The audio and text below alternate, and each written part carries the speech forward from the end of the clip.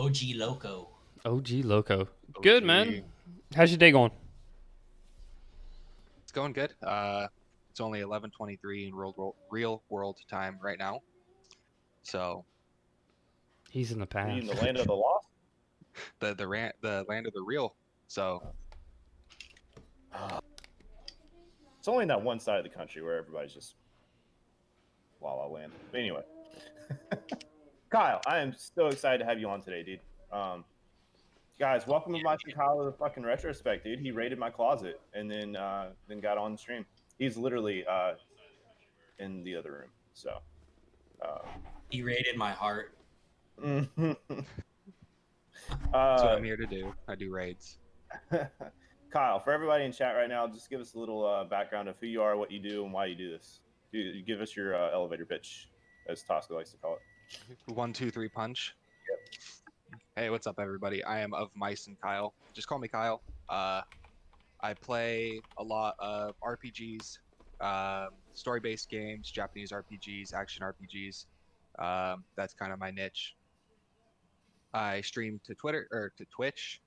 I'm of Mice and Kyle on Twitch, and I usually stream from about 9 p.m. to 10 or 11 p.m. Tuesday through Thursday, and Saturdays 9 p.m. to midnight Pacific Standard Time. In I like to call it real world time. So That's funny. So what do you what would you consider some of the more the games that you want to play more often than most? Like what are your go-tos? anything with a extremely in-depth story. I like to lose myself in the characters. Anything with really good character building. Final Fantasy VII is by far one of my favorite games ever created. The development of characters in the game, being able to lose yourself and kind of, I don't know, have a relationship with the character you're playing as or the characters you're playing as. That's kind of my go-to. Lately, I've been playing a lot of Final Fantasy, Dragon Quest, Tales of Vesperia, stuff like that. I just like to get lost in the story, explore, and build these relationships with the characters I'm playing as and learn as much about them and their story as possible. And that's kind of my go-to at this point. Gotcha. It's really cool that you can find a game that has a story that is that gravitating to where it pulls you in so hard that you that's your main focus, you know. And that says a lot to the developers too, that they're able to create something that really drags somebody in like that. So, Absolutely. and Final Fantasy is one of the best franchises to do that, I think, too. As far as I get was it JRPG, right, or something like that? Yeah, Japanese RPG, anything that's created from Japan. Katase, he did such an amazing job with the originals, Final Fantasy VII, and then was brought back on to do the remake. And anything that he missed in Final Fantasy VII original was completely expanded upon in the remake. Oh, that's awesome. That's way cool. So, like one of them is your relationship with Jesse, which in the original it's okay, we're running into this. Goodbye, I'm dead. And that's it. Whereas in Final Fantasy VII Remake, you go on a date with her, you go to her hometown, you go up to the plate with her, and you have full missions with her. And it really expands upon the character profile that they create. That's super cool. So this is one of the questions that Michael and I do like to ask, and we've done it a bunch of times before. But what was the game that made you a gamer? Like the game that was like, this is it. This is what I want to do. Final Fantasy VII. Southpaw all over again. Bro, we gotta get different people on here, man. Fuck. Okay, so let me put it this way. I started gaming, I want to say probably when I was like 2, 3, 4 years old. My dad, every year a new console was released, bought it. My first console ever was the Sega Genesis Generation 1. I remember still playing, what was that game? Aladdin, I remember playing Sonic the Hedgehog on it, Aladdin's and it was fucking always, dude. dude, fucking. I went back and played a ported version of that shit, and it is fucking impossible. It's hard, It, dude. it's These games we so used to just casually play are so hard now for some reason. it's so hard. You know why though, right? Why? Those things. Those things? Those, Yeah. The fucking thumbsticks. That's why. Mm. So Guess what? pretty much like my dad had every system: Dreamcast, Sega Genesis 1 and 2, all the way, every PlayStation, every Xbox, the Wii, everything. And him being 65, he still games pretty much on a daily. So that's kind of where I got my love for gaming from. Yeah. Final Fantasy VII was the first game I ever beat. And it took fucking 2.5 years. All right, 'cause And it's about 18 discs long, right? three discs long. It's only, I think, like 75 hours or something like that, which was absolutely immense Yeah. back in then when games were like 12 to 14 hours long. I think Right. Aladdin may have been my first game that I did beat, actually. Yeah, that or Lion King. I think. And it one took of me those. so long to get past like the lava level. I remember like the nail beds and having to jump over the nail beds, and It wasn't even like the flying lava level. It was the like you traverse through the cavern, right? The cave of wonder, and then you have to run back, pretty much do the level like backwards or some shit. But there's lava everywhere, and then once you get that point, then you're flying on carpet. You have to like dodge everything. Yeah. Actually, not. I mean, I don't really consider like beating Mario like an accomplishment. You know what I mean? Because it's just like it's the same shit, just like more extensive every time. So it's whatever. There's no story. But actually, if you guys go back and watch an old episode of the Rundown podcast, we do talk about how much story there actually is in Mario that's not really expanded upon. What maybe we can maybe post that clip somewhere. But yeah, The characters barely fucking talk in those games, you know. right. Well, it's more about the friction between Mario, Peach, and Bowser. Mm-hmm. Peach just trying to live her best life, and these two won't leave her the fuck alone. Yeah, I love pretty that much. clip. God, I love that clip. That was a good one. Yeah, Peach is a whore and Mario's a cuck. But anyway, Exactly. all right. So what's been on your radar in the last let's say like year or so? Like as far as game wise, Final Fantasy VII remake. The next part. I hate it here. Final Fantasy 16 is on my radar hardcore right now. Cyberpunk was really on my radar. Unfortunately, I don't want to stream it until at least I'm done with one playthrough.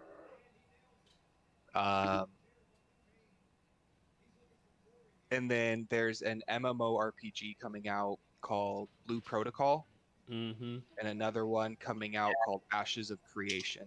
And I'm super excited for both of those. That one sounds like a metal band. Ashes of Creation. Yeah. It is.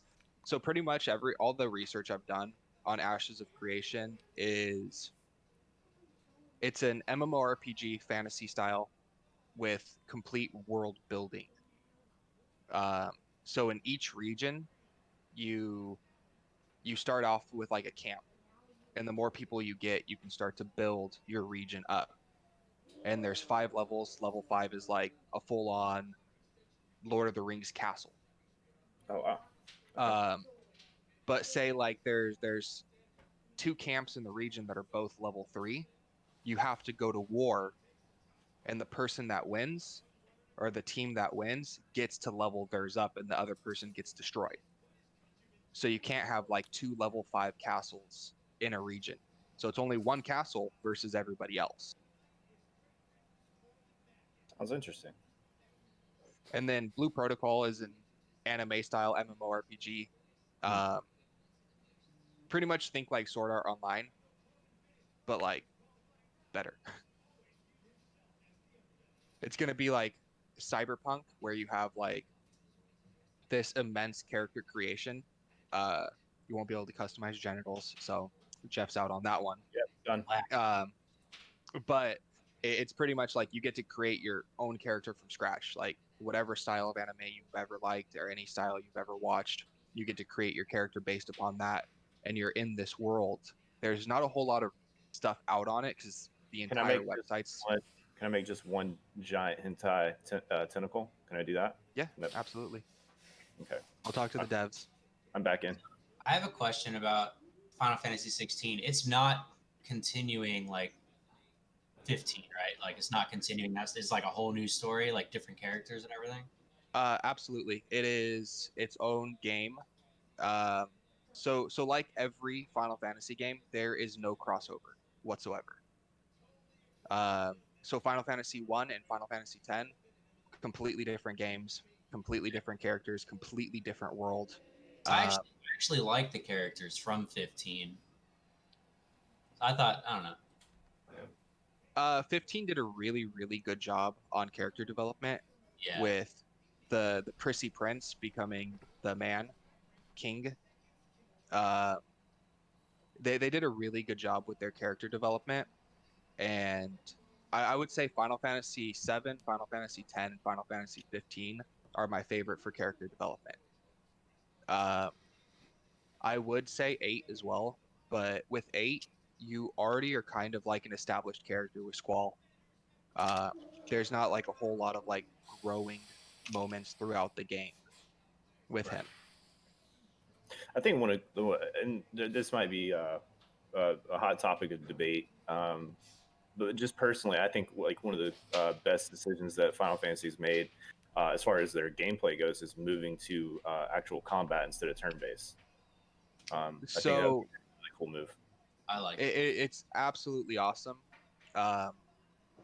They've always been, I want to say like a generation ahead with their stylized like games.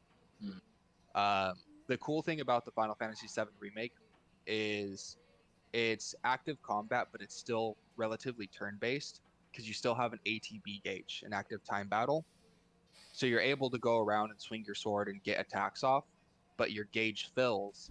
And once the gauge is full, then you can use something like fire or heal or a limit break and stuff like that. Okay, so yeah, so you're just like over time just building up a certain ability and stuff with like experience and stuff. Exactly. I do like how ahead that they always are, just in their game style, graphics, all that shit. Yeah. 15 looked amazing.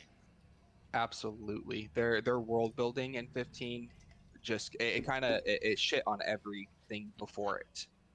I think that's the reason I was so in the Shadow of the Colossus, because when it came out, it was so ahead of its time. And for what, that was a PS2 game, it was, it looked amazing for its time too. It was just yeah, they've always been really progressive on that kind of stuff. Like even when excuse me, even like on the older systems, they always just look better than a lot of the other stuff. Yeah, which is Kingdom Hearts as well too. Kingdom Hearts is also another like one of my favorite series.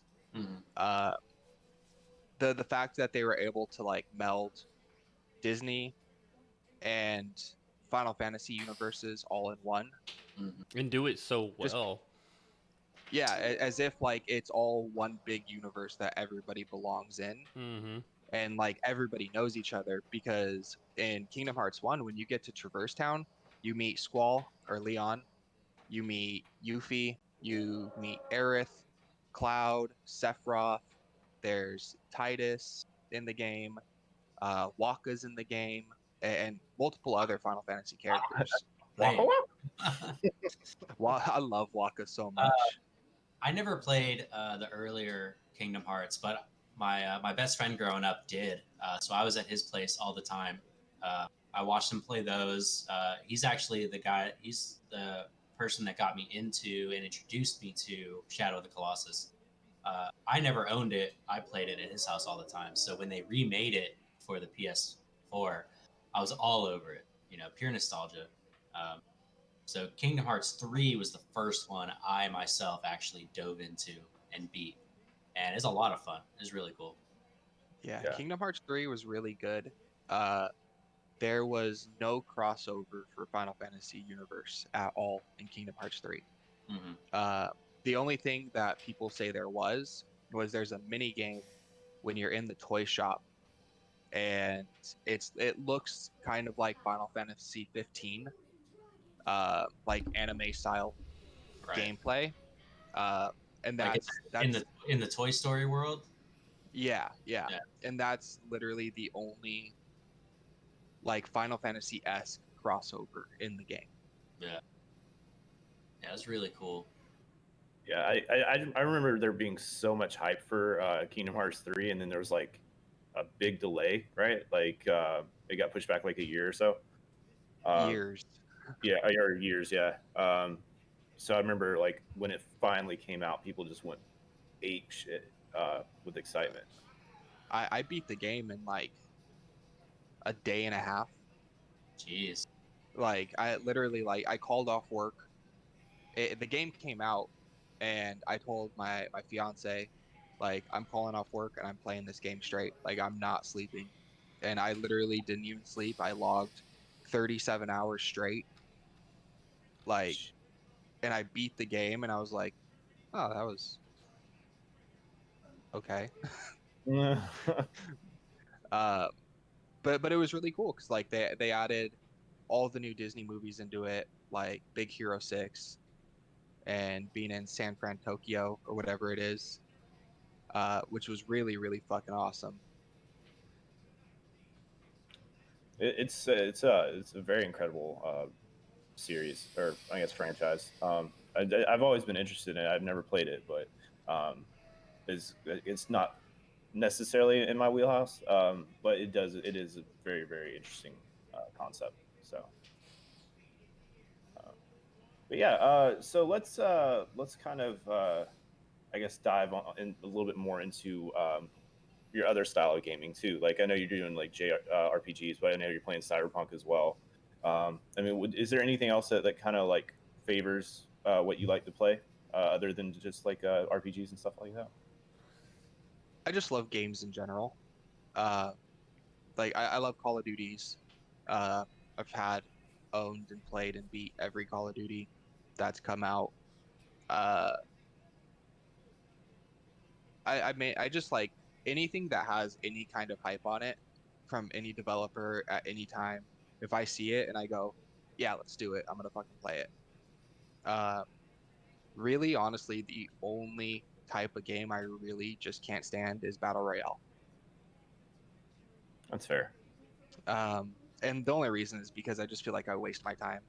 Yeah. Like 20-minute matches, you see two people and you're dead. Mm-hmm. And I'm absolutely trash at first person shooters. I do love playing them still, but Yeah, we all suck at them too, don't we? I remember I used to play a lot of Counter-Strike with one of my friends a long, long time ago. We used to get super fucking drunk and just fuck around on Counter-Strike and competitive. I played a whole lot of Overwatch. I held Grandmaster ranking for 2 seasons or 3 seasons at one point, and then Blizzard deleted my account again because Kyle was a bad boy in his past life. Yeah. Ladies and gentlemen, you're looking at a completely reformed of my son Kyle. Yes, I am. Blizzard, I'm sorry. Let me have my accounts back. Just start a new one, dude. I do. Every time. Oh, they just know who you are then, huh? When they find out who I am, it's gone. Oh, damn, that's crazy, dude. Yep. That's awesome. That you're still staying eclectic, even though you do have like a very specific type of game that you like to play. But I mean, yeah, we're all passionate gamers, right? We play everything. Like I mean, I know at least Evan and I, and Michael too, to a degree, Anytime something new is out, we're like, yep, getting it. $80 pre-order, getting it. One reason I'm glad Cyberpunk is finally out and it's as awesome as I wanted it to be. It's super rich in story and background, and it's something I can deep dive into. You know, Watch Dogs was cool, but it's not like a deep dive kind of game. I think this is something it's more linear based. Yeah, this is something I can get lost in, and I haven't really been lost in a game since like OG Destiny when that's like all we did for like a year. You know. Yeah. Didn't play anything else really. So I'm glad that it's out and that I can do that again. And there was no in-game story in that one either, too. So, like, and that's the type of stuff that I really love. Just getting lost, like it the feeling of buying a game and rushing home after school because all you can think about is playing that game. Waking up 2 hours before school at like 4 a.m. and starting up the PlayStation and playing for 2 hours and then going to school, and all day you're just sitting there like, oh fuck, like, oh, I just figured it out. Like, I want to go home and play it right now. Like, I my tummy hurts. I'm going home. Like, I used to do that. I used to do that shit all the time. Oh yeah, I know exactly what you're talking about. Shit, I still did it as an adult. Sitting there, like, especially when we were heavy into the raids in Destiny. I'd sit there and like all of a sudden, like, I had a fucking, like, I think it was in college at the time, and I would be sitting there in class, and I had a fucking idea of like something that we might have missed out on, or like a better way to do something. I'd start texting everybody, like, hey, I just had this idea, like, I think we should try this part out or whatever. And then as soon as like class got out, fucking ran home, fired that thing up. So yeah, there's been a few raids that I've called out of work on because I've worked the graveyard shift for so long now that like we would start a raid and 5-6 hours later we still hadn't beaten it. So I'm like, fuck it, we're really close. I'm not gonna miss this fucking win. So I would just call out of work and I'd stay home and play it until we beat it. Yeah. To say that we're all passionate gamers, it feels an understatement. Just because we invest heavily into this, you know, not necessarily like just like in the buying of it, but just in how much time that we put into these things. It's like, Evan, you've already put in over 30 hours on Cyberpunk, and that released Thursday, right? Yep. So it's it's cool to see people still as passionate about one thing that they started out doing as a kid. It's pretty cool. You know, all I can really say is like, I say like I miss that feeling of like a game release, and it's like all you have on your mind is that game, all day at work, all day at school. I lost that feeling for probably like 4 years, where it's like, oh, you know, it's just a video game. I kind of lost like what was important to me,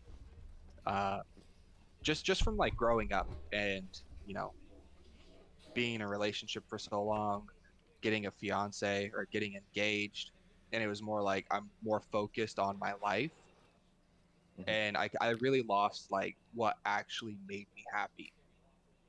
And it's always been video games and being able to just like lose myself. It really is truly my vice.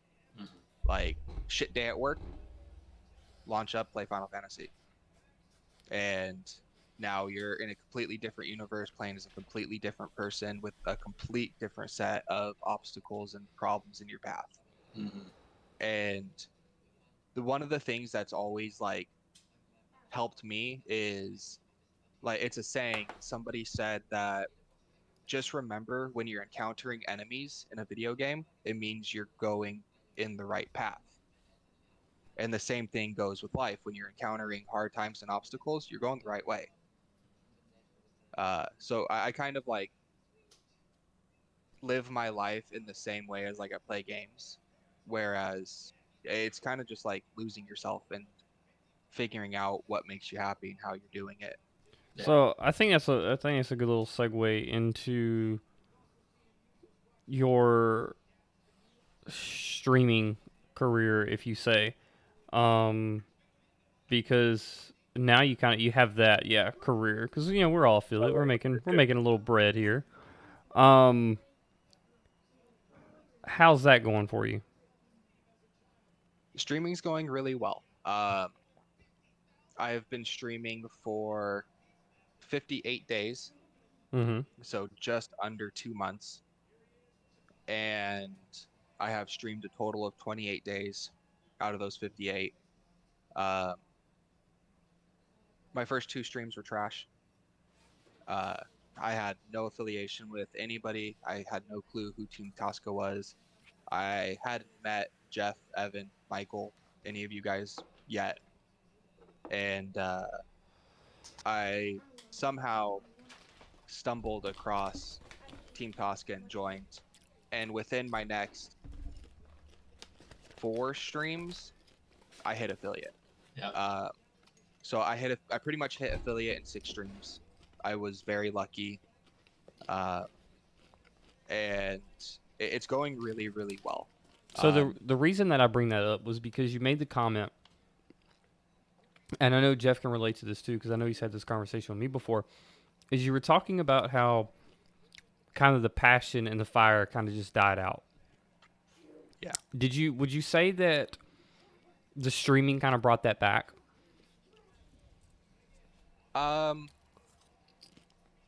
No, not really.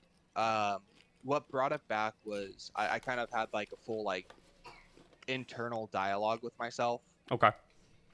about just being who I actually am, and being true to myself instead of like trying to please my friends or my friends that I know out here, and realizing that I've always kind of been an outcast. I've always been the man on the outside in all of the friend groups.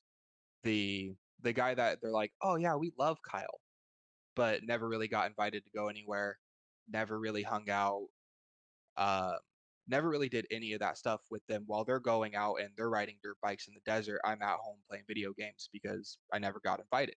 Yep. Um, Shut up, Michael. He's talking. Fuck off. Stop it. For me, the thing about streaming is I really have a passion to like talk to people.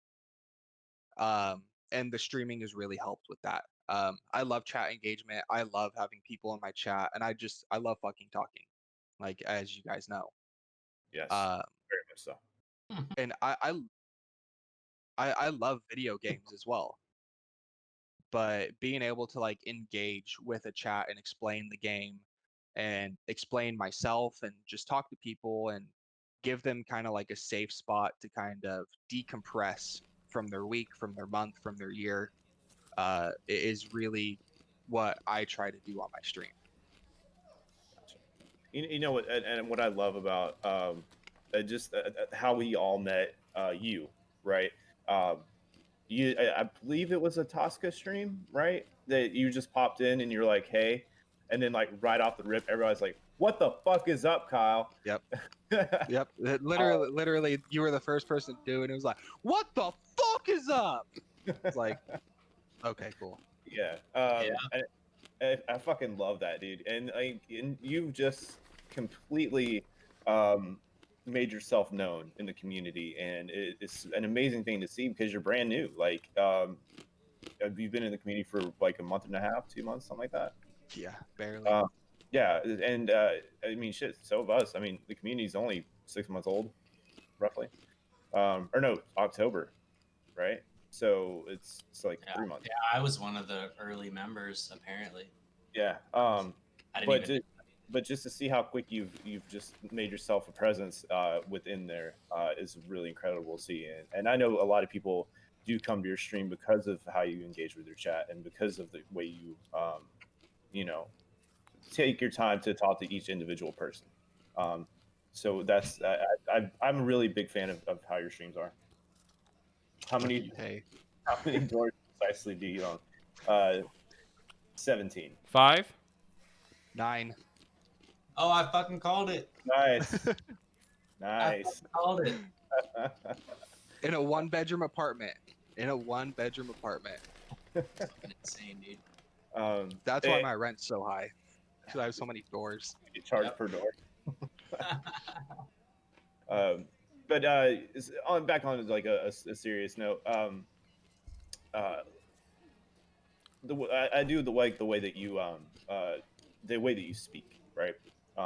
And the way that you find passion about the things that you talk about. So what would you think would be like, what would be your argument to someone that's like not wanting to like they're second guessing streaming or second guessing playing video games or whatever the case might be? Like what would be your best persuasion, I guess, into Just fucking do it. What do you have to lose? If All you right, love fair. video games and you're playing video games and you're doing it on stream, what do you have to lose? And you like making Yeah. friends, meeting new people? Yeah, you have everything to gain from streaming. I have made some lifelong friends that I fucking talk to daily. I mean, what do you have to lose? You have the opportunity to gain money, which that's completely on the back burner for me. I don't give a fuck how much money I make or any of that. Yeah, I mean, it's something you're doing for free anyway, you know? Yeah, like that's the thing. Like when I first started streaming, so I've been wanting to stream for like 5 years. And I was just like, oh, I'll start next week, next month, next year. And then I built a computer. Like, I'll start streaming when I get a webcam. Oh, I got the webcam. Oh, I'll start streaming when I get a good headset. And I always pushed it back until 2 months ago when I got a brand new computer, and it has a webcam with it, and it has a headset, and I just said, you know what, I'm just gonna do it.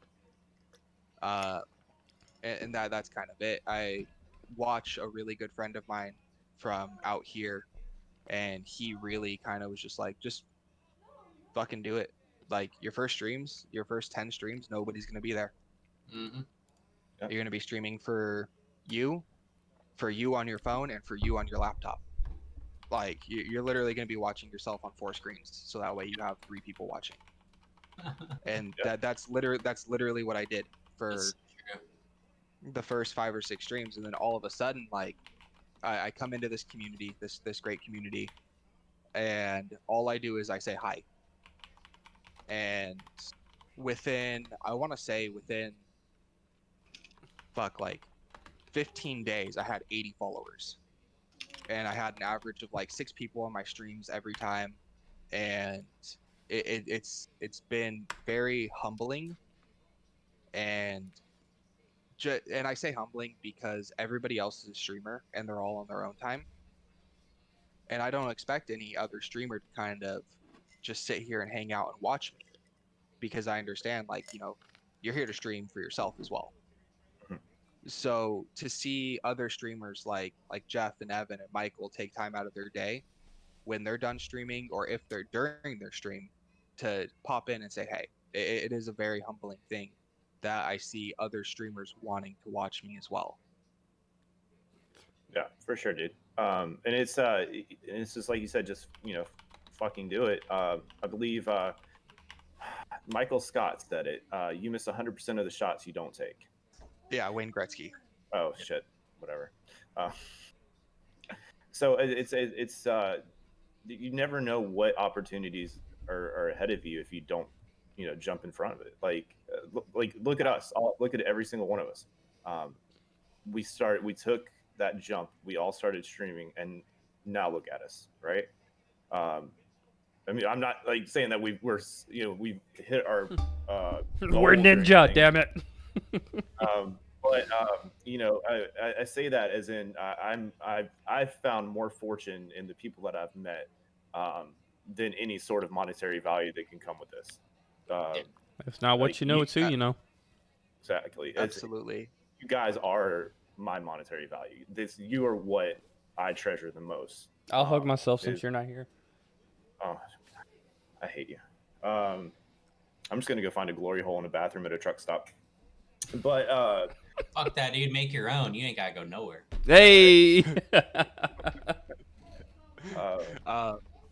but yeah, I was gonna say too, like, so the way I stumbled across Team Tosca is there's a guy I know that streams out here that I'm not a huge fan of. And I just happened to pop into his stream one day, and he was streaming with somebody else. They're both part of Team Tosca, and I just popped into the other dude's stream that he was with, and the other guy was extremely welcoming. I just like I said, I just said hey, and he was like, "Yo, what's up, dude?" So I followed him on Twitter, and then he posted something about Team Tosca, and I joined. And literally ever since then, like, it's just been like a fucking rocket ship, like just ever climbing, literally. Yeah, and then just like a day or two after that, you hopped into my stream in the middle of the night while I was playing Watch Dogs Legion, and that's pretty much how we started talking. Yeah, and I started talking to Jeff because he literally just like, "What's up?" Yep. Like, He's like that. like, Yeah. And that's the thing.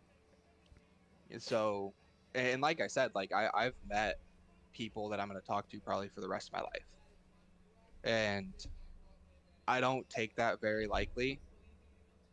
Just because, like I said, I've always kind of been on the outside of friend groups, like right on the edges, to where yeah, I'm a friend, but never really included in stuff. Right, like you're associated with certain like those people, but like you're not part of Yeah. like a. Yeah. Dude, Exactly. honestly, I'm really excited about your wedding because I'll get to meet you in person.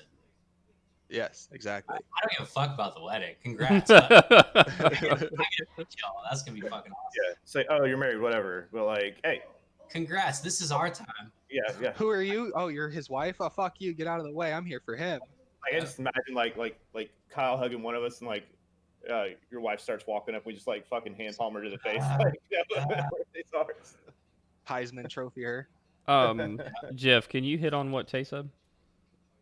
Oh, sorry about that. Yeah, give me one second. Tosca gives us a massive opportunity to grow, but at the end of the day, it's up to you, as a streamer, to put out good content and network efficiently. And Kyle slaughters both of those categories, and it pays off.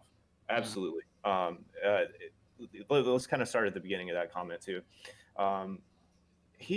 Tosca very much makes sure that people know that his name's associated with it, but it's not him. It's not him. Like that. The community is us. We are Team Tosca, and the platform that he has created is 100% one of the best networking tools if you use it correctly. It's not a handout. You don't come in here and the shit's not thrown at you. You don't get swag bags or anything like that. It's definitely a come in and the road's here, but you have to put gas in the car. You have to get inside it. You have to drive down that road, right? Yeah, and that's something I always touch on with like new members that join, especially being a mod of the community now. I've gotten into multiple conversations with people where they're like, I watch people all the time, but they never hop into my stream. And I always make it apparent, like, do they know who you are? Because nobody's going to watch you or just randomly hop into your stream. And that's the fact of the matter. Unless you're at the top of the fucking leaderboards for the game you're playing, you're going to have no randoms popping into your stream. But if you just, hey, what's up, everybody? How are you doing today? And that's all you have to say. People are going to be like, oh, that's of Mice and Kyle. Like, I see his name in here all the time. Oh, he just went live? Let me pop in real quick and say hi. Yep. And then that's your point and your time to be like, hey, this is who I am. Yes, I'm a part of Team Tosca, but this is me. This is my stream. Look at me. Let me sell myself to you. Right. And it's all about how well you market yourself, right? Like Exactly. you are your product. You are what people consume. Not in a weird way, but like it is what it is. Like, and I've said this a thousand times. They don't care what you're playing, right? It's the engagement that the streamer has with their audience. I mean, they might care a little bit about the game, but the reason that they're there is because of you. So as long as that you're, doing your best to engage with chat and put on a good show, people are going to come and hang out for sure. That's not funny. That's not funny. That's hilarious. And yeah, I'm very big about networking yourself. Only because like, if you don't network yourself, who the fuck knows you? You don't have random people following you on Instagram. You don't have random people following you on Twitter. You have to make your name known. And if your name's not known, then how are they going to know you? And how are they going to just randomly happen by your stream? That's going to happen maybe 1 in every 1,000 streams, where somebody random is just like, oh, your profile picture looked cool, so I decided to hop in. Yep. Right. Yep. It's the personification, man. You just gotta like we said. I mean, this community has everything that you need. You just need to, use it correctly. And it definitely helps. Tay's so funny. She's like, a Tosca swag bag would probably just include his monster chew cans from its garbage. Oh my god. Networking also doesn't mean, hey, nice to meet you, follow for follow. Networking is having real conversations. Absolutely. No follow for follow, like for like bullshit. Like that's not how you build a relationship. That's how you just get lurks. Yep. Hey, Exactly. I'm here, lurk. If you're lucky. And If they even if say you're like, lucky. yeah. At best, you're probably just getting follower count. That's it. And the thing too, like with lurk, is like, Jeff put this the perfect way. There is a like rule book that goes with it. There's streamer etiquette. I don't like it when people just hop into my stream and go, hey, lurk. Yeah. I would rather somebody to go, hey, what's up, man? How's your day going? This game looks cool. Oh, what's up, man? How are you doing? It's nice to see you here. Hey, I'm working on some homework, so I'm going to be here, but I'm going to be in the shadows. Yeah. Cool. That works for me. Versus somebody just like, lurk, Yeah. and they're gone. Exactly. Like, and Evan will pop in my chat every once in a while. Just like, hey, fucker, or like, eat shit. And I'm like, okay, cool. Evan's here. Yeah, Hey, I got that last night. Eat shit. Good night. I typically don't say, like, I don't just pop in and go lurk. I'll typically be like, hey, man, what's up? I'm at work right now, but I'll try to pop in and out when I can. Yeah. I'll at least interact before just being like, oh, lurk. Yeah. So You want to be famous? Want a bit famous? Oh, I gotta block that. Oh yeah. Okay. Cool. We got a couple mods in here, so I like that. But yeah, so like that's a really good thing to hit on too. Is just like just the stream etiquette. Like,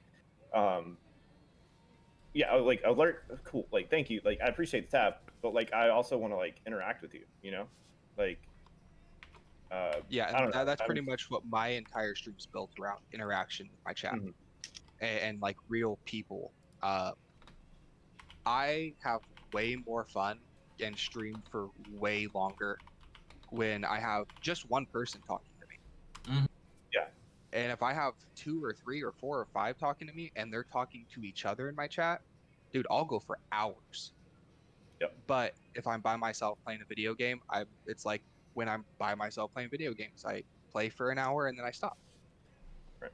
And also too, like on the kind of like the follower side, like, cool, you got say 2,500 followers, right? But if you got 2 people in your stream, what's it matter? And those 2 people, one of them are you, and the other person's just lurking, so you're getting no conversation. There's no analytics going into your chat, so like it's not helpful. So like that follow for follow shit, don't do it, dude.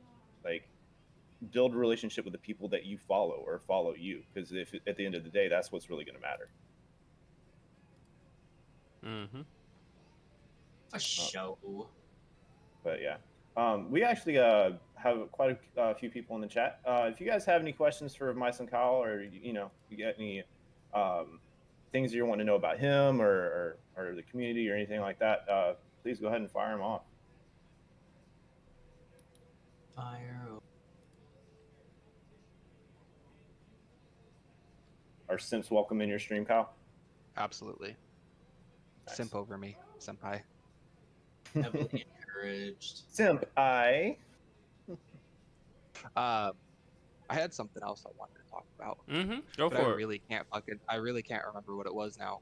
I had like the perfect segue into it a second ago, but it just disappeared out of my brain. So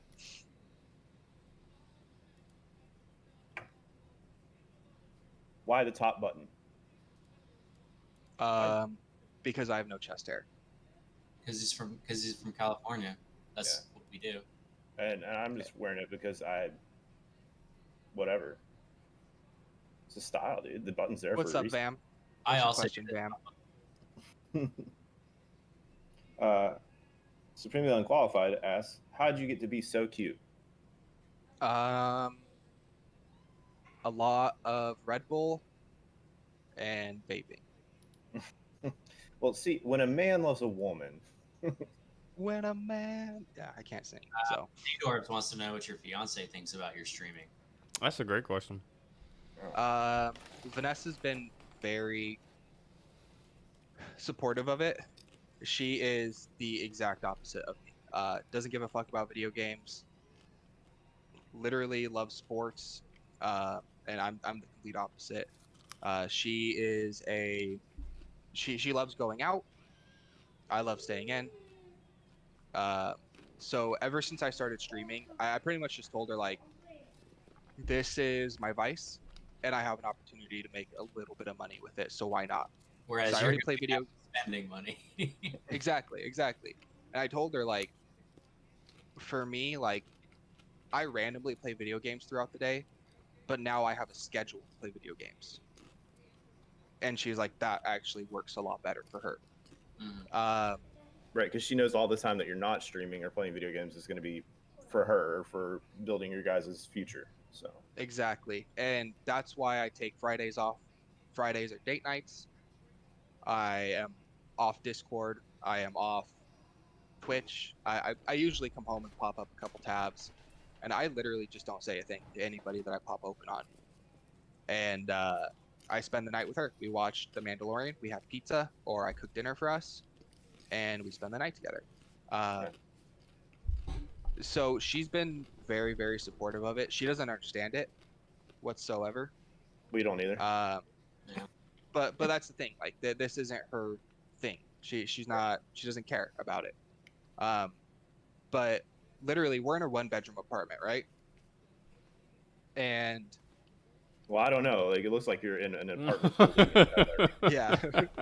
So 9 o'clock Tuesday through Thursday, she's in the bedroom, where normally she'd be out here hanging out, having a snack, sitting on the couch watching TV. And now at 9 o'clock, she's kind of regulated to the bedroom. Same with Saturdays. So she's been very, very supportive of it. And that makes me happy, because if she wasn't supportive of it and she's kind of like, I don't like that you do this, I would kind of probably fizzle out of it. That's fair. That's fair. So You're stuck now. I just want to throw this out there real quick, since we got about 15, 16 people in here now. So everybody just tuning in, this is the Rundown Retrospect, where a group of us guys take our up-and-coming stream friends, and we just get to know a little bit more about them. You know, who they are, what they like, what they're gaming on, how their week's going, and just kind of give them a little bit more of a following, kind of get them, help them meet new friends in such a way. So if you're just tuning in, yeah, turn ons, turn off. So like I said, if you're just tuning in, like, please, if you have any questions for Kyle, don't hesitate to ask. What's your schedule for Twitch, Kyle? Tuesday through Thursday, 9 p.m. to 10 or 11 p.m. PST, and Saturday, 9 p.m. to about midnight or 1 a.m. PST. And that really just depends on if I'm tired or if I want a game. Sometimes I end early, sometimes I go longer. But that is a set schedule for what I do. I love it. I think That's one it. thing that you haven't really touched on, which I actually think is pretty cool as well, is you make borders for people. So can you tell us a little bit more, like, why you do that? What got you into doing that? Like, what's the story behind that? And and everything you do. Like, yeah. What all you Me do. being cheap. That's the absolute fact of the matter. I didn't want to spend $5 on emotes. Mm-hmm. I didn't want to fucking spend any money. So I watched a video on how to make a panel. I made my first panel, and then I made my second, and then I made some for Jeff. I made some for Evan, made some for Michael, made some for Luna, made some for Tay. and every set that I have made has gotten better and better and better. Then I downloaded some software called GIMP, which is pretty much free use software, which is Photoshop, and just started fucking around with it. I kind of like to lose myself and teach myself shit, and that was one of the things. Like, for me, I like to make my friends happy.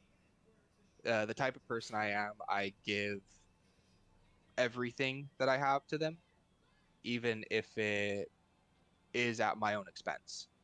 Um, so like I made Evan, Jeff, Michael, Tay, Luna, all panels without even asking for money because that's not what I want. I literally just wanted to give you guys panels and emotes so that way your guys' shit looks great. And they are fantastic too, by the way. And that's the thing. Like, I just want you guys to be able to open up your profile and go, damn. Mm-hmm. Instead of going, oh fuck, like I wish I had some panels. Like I need to go spend some money on it. And like, yeah, I charge people for my products, but literally I only did it was because I wanted to make my friend shit. Mm-hmm. So I do panels, I do emotes, I do sub badges. I don't really do anything with overlays yet, just because I don't know how to work the coding. But I'll get there eventually, maybe. Yeah. So do you have any plans on expanding on that? Like, making like I wouldn't say like a store, but like, like just making that a product that is available to people if they want it. Yeah. I was thinking about making like a Fiverr store. Maybe like emote bundles or something. Yeah, or... like beer glasses and mustaches or bunnies and pandas. Something that's kind of like usable for everybody. And I really like doing custom stuff. Just because like if I'm passionate about a project, like it has to be perfect for me. Even if like the customer's like, oh, I love it. I'm like, oh, well, I see a little white point. Like I need to fix that. Mm-hmm. Yeah, you are very meticulous when it comes to that. So. Yes, I am. Just so you guys know, that whatever you get from him is going to be like really good quality. I know it's kind of hard to see on like the sub badges or emotes, but like the panels and shit, absolutely mind blowing. Yeah, like this is something. Go ahead and keep talking. I'm gonna bring one up just as an example here in just a second. Yeah. So if you go to ofmiceandkyle, his Twitch page, and if you're not following, go ahead and you hit the follow button first, and then you go down and then check out his panels. That's what you have to do. They don't show up. That would be why. Unless you follow. And that's something I've always told everybody. The graphic designer's page always looks the worst because by the time I'm done, I don't want to do mine. Right. Or, well, what it is for me is I'm a perfectionist, and I don't know what I want. I mean, that makes sense though. Like you spend so much time and effort in making sure that your customers are getting what they want that you kind of like lose track of what you might want, because there's so many options that they're coming across you. But yeah, I mean, like you can go to anybody's page that he's mentioned before too, and just check out the panels. They're absolutely fucking breathtaking. Like, yeah, they are. Yep. I absolutely. After this stream, I'm gonna update my banner and my panels as well. I love my panels, dude. We're just big fans of Mice and Kyle. Like we love you. We are, and I'm super glad that we were able to I'm glad you were able to take an hour out of your day and kind of sit down and tell us a little bit more about who Kyle is and why he games and why he does what he does. Let us check your vibes, dude. Yeah, man. You're now a part of the Rundown family. What I know you probably already answered this question earlier, but I kind of want to get back on the game side for just a second. What exactly is there anything up and coming that you're excited for? Final Fantasy 16. Mm-hmm. I know that's a long while away. Right. Blue Protocol, which is 2022. Right. Ashes of Creation, which is probably end of this year, beginning of next year. Or not, end of 2021, beginning of 2022. But they do have open betas, which I'm actually going to probably try to pledge on Patreon to them, so that way I can get access to it. Mm-hmm. And that's pretty much it. I'm really excited for the next iteration of Final Fantasy VII Remake. Just because I want to see the storyline progress in the way I think it's going to. Mhm. And I know it's not really spoilers at this point because it's been out for a while, Right.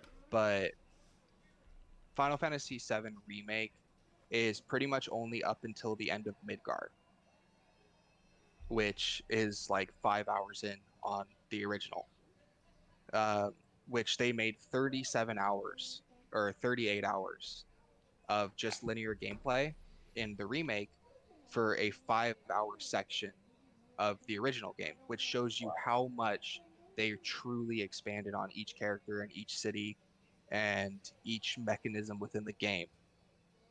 But the cool thing is that the remake, I believe, has taken a completely different turn from the original now at this point. And it like excites me to the point of a bulge.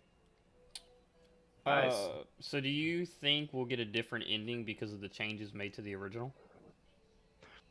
I believe that now, okay, so the way I see it is Final Fantasy VII Remake, the first iteration that just came out, that's it. That's the only part that's remade.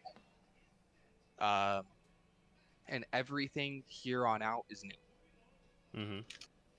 Mm-hmm.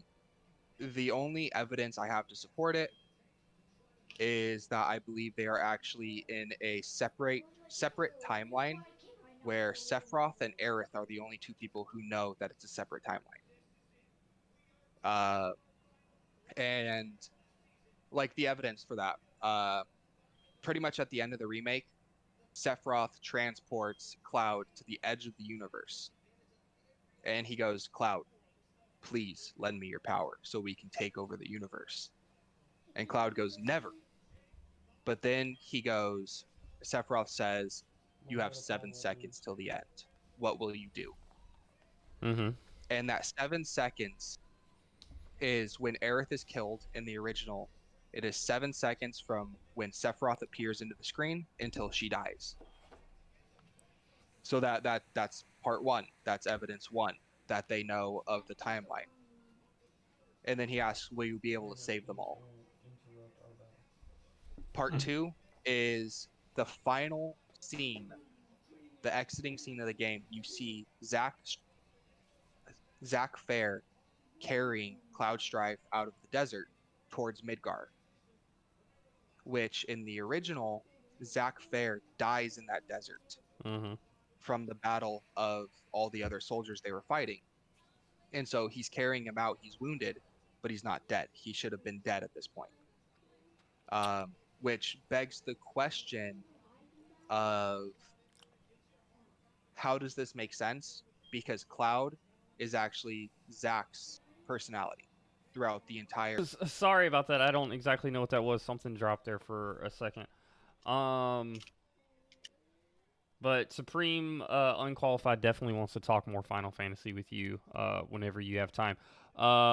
Brittany also said that she agrees that Final Fantasy is one of the greatest franchises ever. She played 7 and she was hooked.